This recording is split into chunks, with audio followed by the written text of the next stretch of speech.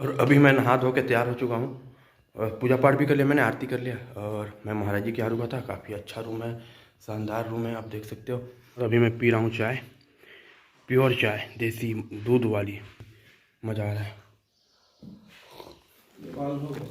ये बाल भोग भी मिला है मुझे, जिसको हम मुर्री बोलते हैं, मुर्रा बोलते हैं अपने छत्तीसगढ़ में। तो अब मैं आगे बढ़ता हुआ महाराज जी के घर में रुका था। बहुत अच्छी सेवा की इन्होंने, मुझे बहुत अच्छा लगा।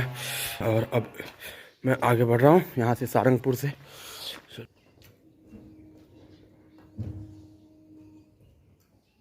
नर्मदे हर सुप्रभात। अभी मैं हूँ सारंगपुर गांव में। सुबह के बज रहे हैं 7:30। नहा धो के पूजा पाठ करके मैं अभी 3-4 दिनों के बाद आज मैं सुबह नहाया। आज ठंड कम लग रही थी मुझे और गीजर भी था, तो मैं सोचा नहा लेता हूँ। हाँ, तो मैं नहा लिया और अब आगे बढ़ रहा हूँ सारंगपुर से। और महाराज जी का मैंने नाम तक नहीं पूछा। मैं बहुत शर्मिला हूँ इस मामले में, क्या बात करूँ, लोगों से मुझे समझ नहीं आता। मतलब पता नहीं, एकदम ऑकवर्ड हो जाता हूँ मैं। तो मैं उनका नाम तक नहीं पूछा, पर वो राजस्थान से है, इतना उन्होंने बताया। तो फिर अब आगे बढ़ा। उन्होंने बड़ी अच्छी सेवा की मेरी। यहाँ से अभी मुझे जाना है चौकड़ी, चौकड़ी से खिरकिया, फिर खिरकिया से आगे का सोचूंगा, क्योंकि ठीक है। और मैं एक बात बोलना चाहूँगा कि जो लोग मेरी सेवा कर रहे हैं या फिर मुझे इतना सम्मान दे रहे हैं, तो ये मैं नहीं हूँ। मतलब ये तो मैं, ये सब जो मैया चल रही है मेरे साथ, तो सब मैया की सेवा कर रहे हैं, मैया का सम्मान कर रहे हैं। मुझे क्या है, मैं अगर ऐसे इस भेष में ना आऊँ, इस धोती और इस सफ़ेद वस्त्र में ना आऊँ, तो कोई कुत्ता भी ना भौंके मुझे देख के। मतलब इतनी, मतलब कोई कौन हूँ मैं? कोई नहीं, मैं कोई कुछ भी नहीं हूँ मैं। मतलब इस भेष के बिना तो मैं कुछ भी नहीं हूँ इधर। तो कोई मुझे क्या ही करेगा, कोई मुझसे ठीक से बात ना करे, भगा भी दे, बोलेगा जब भाग साला चोर, कहाँ से आ गया भिखारी। नर्मदे हर महाराज। धन्यवाद सभी लोगों का जो कि मुझे इतना प्यार दे रहे हैं, इतना सम्मान दे रहे हैं, बाकी भले मैया के रूप में दे रहे हैं, पर मुझे समझ नहीं आ रहा है कि मैं क्या करूं, इससे कैसे रिएक्ट करूं। और इधर देखो आप, सनराइज होता हुआ सुंदर सा, इधर खेत है, वाह नज़ारे, चिड़िया उड़ रही हैं। हु।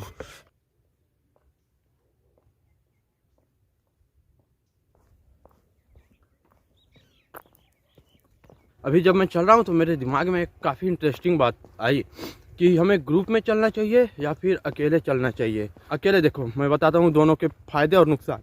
अकेले चलो, आपको बहुत शांति मिलेगी, अपने आप से मिलने का मौका मिलेगा। और वैसे भी यह तो जर्नी है ही सेल्फ डिस्कवरी की। आप अपने आप से मिल पाते हो जब अकेले चलते हो। खुद से बातें करोगे, जो भी होगा आपको खुद ही देखना पड़ेगा। मुसीबत होगी खुद ही देखना पड़ेगा। जो भी आपको मतलब सेवा मिलेगा, आपको अकेले ही मिलेगा। आपको सुख मिलेगा, वो अकेले मिलेगा। तो अकेले चलने में बहुत बहुत बहुत आनंद है। अब मैं सिर्फ परिक्रमा की बात नहीं कर रहा हूँ, नॉर्मली घूमने में भी मैं बोल रहा हूँ, आप अकेले घूमो, बहुत मज़ा आएगा। मतलब मैं क्या बताऊँ, ठीक। अकेले चलने के नुकसान ही है कि आपको थोड़ी सुरक्षा का डर रहता है कि अगर मान लो कोई हमला कर दिया, अकेले हो तो अकेले ही लड़ना पड़ेगा। और अकेले मुश्किल है, ठीक। बस एक यही है, सुरक्षा के नज़रिए से अकेले चलना थोड़ा सा मतलब डिफ़िकल्ट है। अब ग्रुप में बताता हूँ, ग्रुप में चलने के नुकसान क्या है। आप आश्रम वालों को मुसीबत में डाल रहे हो, ठीक। अब 40-50 लोग एक साथ चल रहे हो। हर आश्रम इतना बड़ा नहीं होता ना, छोटे छोटे आश्रम होते। फिर वहाँ जाके लड़ाई झगड़े, एक स्पेसिफिक राज्य के लोग हैं जो कि लड़ाई झगड़े भी करते हैं। अरे भाई, परिक्रमा में आए हो आप लोग, परिक्रमा में सुख सुविधाएं खोजने के लिए आए हो।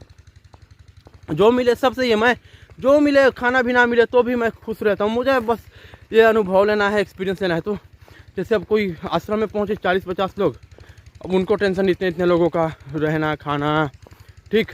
और ग्रुप में चल के क्या परिक्रमा करोगे, मतलब क्या ही परिक्रमा करोगे। मतलब तुमसे बड़ा बेवकूफ़ कोई है नहीं जो इतने 30-40 वाले ग्रुप में चल रहा है।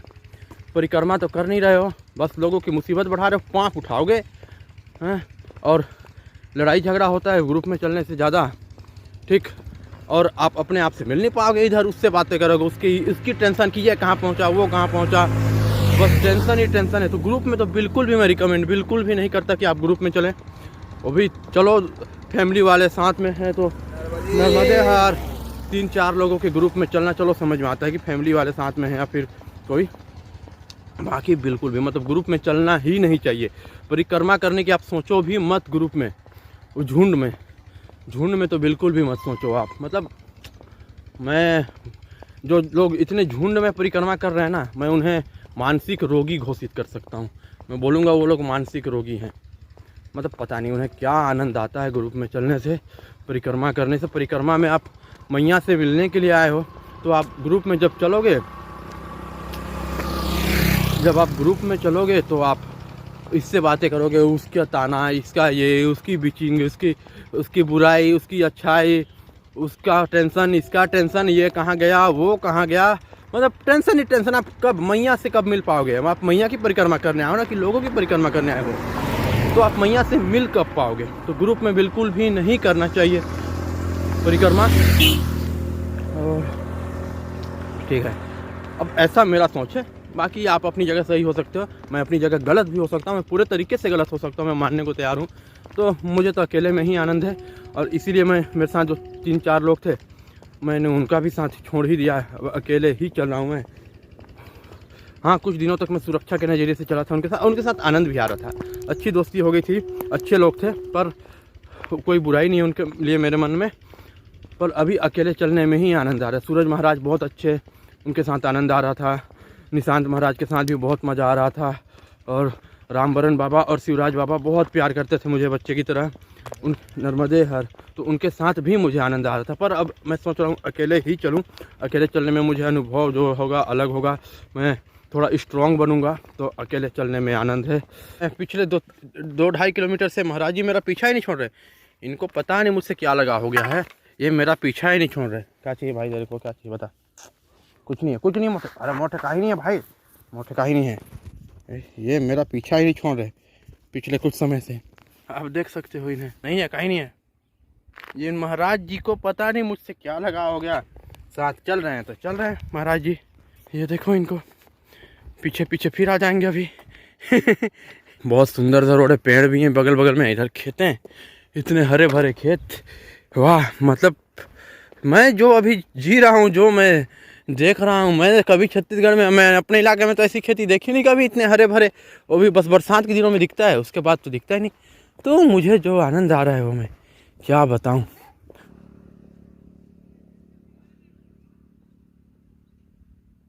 और ये मैं अभी पहुँचा हूँ चौकड़ी में। मैं लेकिन यहाँ रुक नहीं रहा, यहाँ से आगे बढ़ रहा हूँ। यहाँ से खिरकिया 2-3 किलोमीटर की दूरी पर है। तो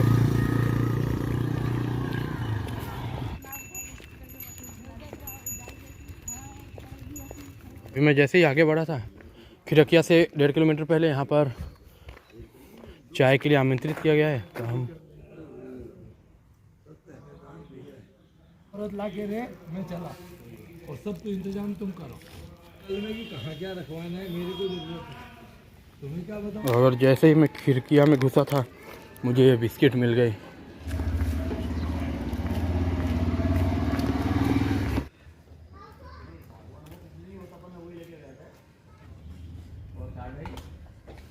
अभी दादा गुरुजी आश्रम में मैं बाल भोग के तौर पे पोहा और चाय खा रहा हूँ। चलो मंगलवार।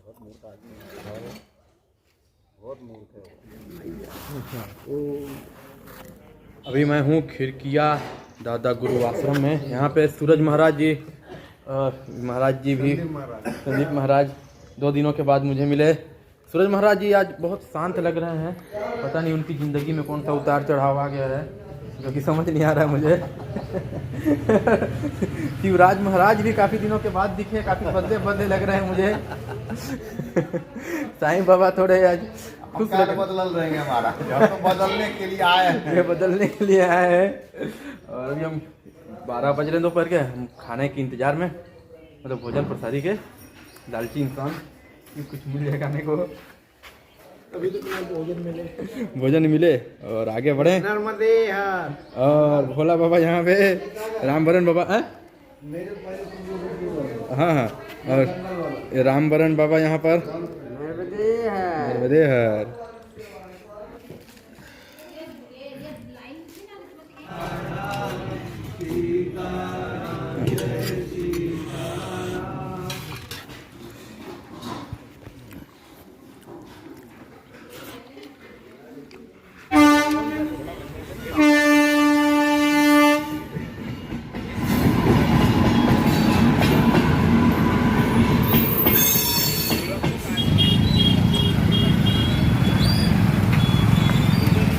मैं आपको अभी एक बहुत ही इंटरेस्टिंग सी बात बताता हूँ, ठीक।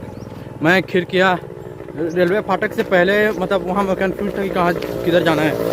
मैं फिर मैप खोलने लगा, मतलब मोबाइल में निकालने लगा मोबाइल कि मैप में देख लूँगा किधर जाना है। तब तक एक लड़की आई स्कूटी में, ठीक। वो मुझे बोलती है अंकल इधर से आगे जाओ फाटक से, फिर उधर राइट लेना। चलो यहाँ तक ठीक था। और वो लड़की मेरे उम्र की थी, लगभग 25 के आसपास की थी। तो मेरी उम्र है 28, वो 25 की। तो 25 की लड़की मुझे अंकल बोल के गई। चलो ये बहुत ही दुख भरी दास्तान है मेरी। वैसे मैं अभी दाढ़ी वगैरह इतनी बढ़ गई है, लग भी रहा हूँ अंकल, और अपना गेटअप भी ऐसा है साधु बाबा वाले। तो अंकल प्लस अंकल मतलब डबल अंकल, ठीक है कोई बात नहीं। चलो अंकल बोल दिया किसी ने सच्चाई से मुझे अवगत करा दिया कि मेरी उम्र अब ज़्यादा हो रही है। 28 साल का हो गया मैं, मतलब मैं बहुत अब बुढ़ा हो गया हूँ। तो अब मैं बुढ़ा हो गया हूँ, आगे क्या करूँ? मैं जीना छोड़ दूँ? क्या करूँ मैं, बताओ। मुझे उस महिला से पूछना चाहिए था कि दीदी आप बताओ मुझे क्या करना है अब, या मैं कुएं में कूद जाऊँ या फिर अभी ट्रेन का फाटक आ रहा था वहाँ में जाके लेट जाऊँ। अब आपने तो मुझे अंकल बना दिया, मेरी उम्र आपने 40-45 कर दी। अब बताओ मैं क्या करूँ। ठीक है चलो, वैसे मैं लग भी रहा हूँ अंकल, कोई इसमें झूठ वाली बात है नहीं। और चेहरा भी सूज गया है काफ़ी मीठा खा के, और दाढ़ी तो ऐसा आ गया कि क्या बताऊँ, बाल भी नहीं है। तो मतलब टोटली 80% अंकल तो लग रहा हूँ। और उम्र भी होगी 28 साल, मतलब बहुत होता है उम्र। तो 28 साल का इंसान में अंकल लग रहा हूँ। चलो कोई बात नहीं, उसने दीदी ने सच्चाई से अवगत करा दिया मुझे।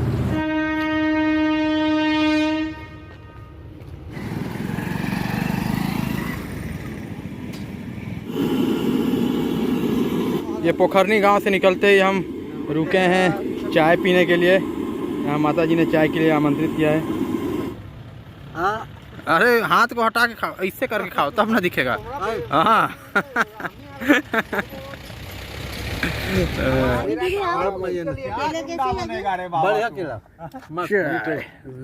खुला ही छोड़ दिया।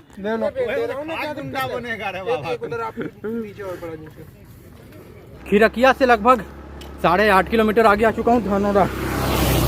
धनौरा गाँव से थोड़ा आगे हूँ। यहाँ एक नदी जा रही है, इसके पुल पर हूँ। और भाई साहब जो धूप पड़ रही है, जो गर्मी पड़ रही है ना, मतलब कौन कहता है कि ये सर्दी का मौसम है? ये तो गर्मी से भी ज़्यादा खतरनाक लग रहा है, बहुत गर्मी है। नदी जा रही है, क्या शानदार व्यू है। तो नदी काफ़ी बड़ी है लेकिन बहुत मटमैली लग रही है। मतलब इसमें हरा पानी है। हरा पानी इसलिए क्योंकि ये बैक वाटर है पुनासा डैम का, तो इसे यह पानी आगे जा नहीं पा रही है। एक जगह पे पानी अटकी पड़ी हुई है और एक जगह पे अगर पानी अटका रहेगा तो हरा हो ही जाएगा, उसमें काई जम जाएंगे, शैवाल।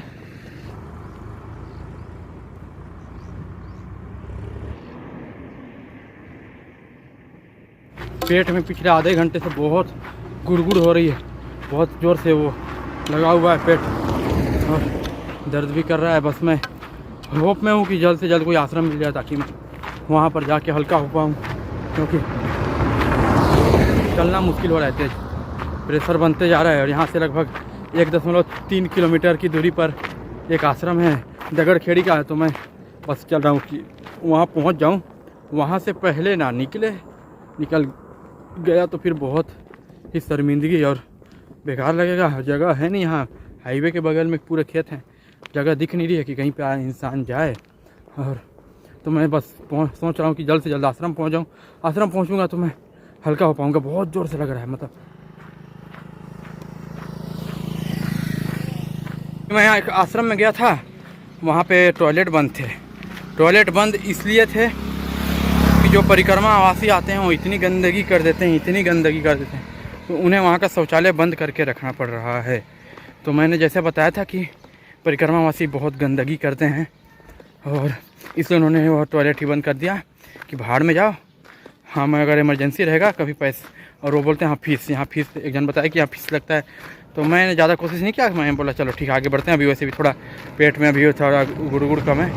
तो गंदगी तो है, बहुत गंदगी कर देते हैं परिक्रमावासी, मुझे पता है, अच्छे से पता है, मैं हर जगह देख के आ रहा हूँ।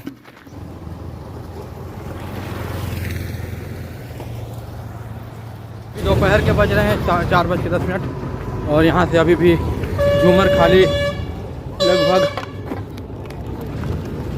लो किसका है। और अभी भी झूमर खाली यहाँ से 9 किलोमीटर की दूरी पर है, तो मतलब 8-10 किलो और कुछ 9 से थोड़ा कम है। तो मुझे अभी भी यहाँ से मतलब बहुत तेज़ चलना पड़ेगा, काफ़ी तेज़ चलना पड़ेगा झूमर खाली पहुँचने के लिए। बोथिया यहाँ से 4-4.5 किलोमीटर की दूरी पर, तो बोथिया तो मैं आराम से पहुँच जाऊँगा। मेरे पास अभी भी 1 घंटा 50 मिनट है टाइम। 1 घंटे 50 मिनट में मुझे 8.5 किलोमीटर कवर करने हैं, जो कि बहुत मुश्किल है। फिर भी चलो मैं कोशिश करता हूँ कि आज मैं कितना तेज़ चल सकता हूँ। 4:35 हो गए, तो मैंने फैसला लिया कि मैं आगे नहीं बढ़ूँगा। यहाँ से बोथिया खुर्द का मतलब 500 मीटर की दूरी पर है। वहाँ पे अगर आश्रम मिल गया तो अच्छा है, वहाँ है वैसे वहाँ आश्रम।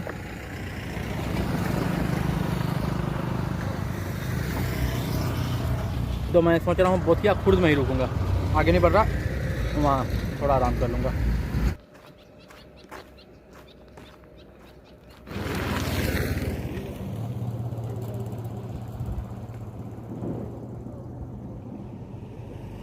और ये हाईवे छोड़ के अब मैं बोथिया के आश्रम में जाता हुआ, जो कि यहाँ से लगभग 200 मीटर की दूरी पर है।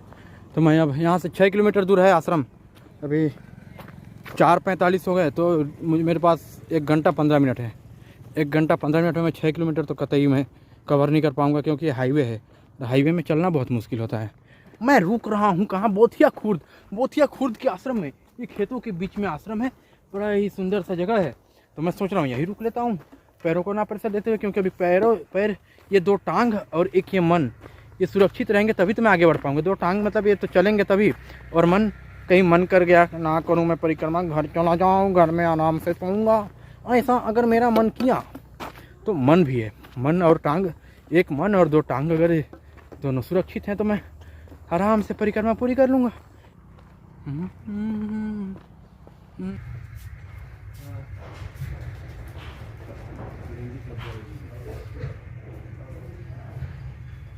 आज पैरों में बहुत दर्द है, बहुत ज़्यादा दर्द है पैरों में आज।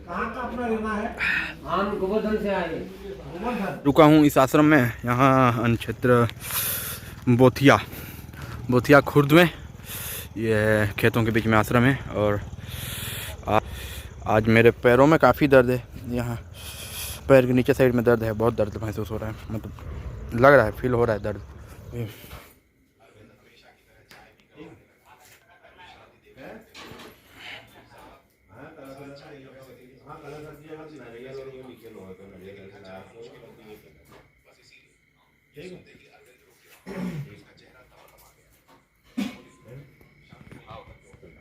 गलत लगी लाया हो तो वो बंदरबान उन्होंने बांधी दी होगी।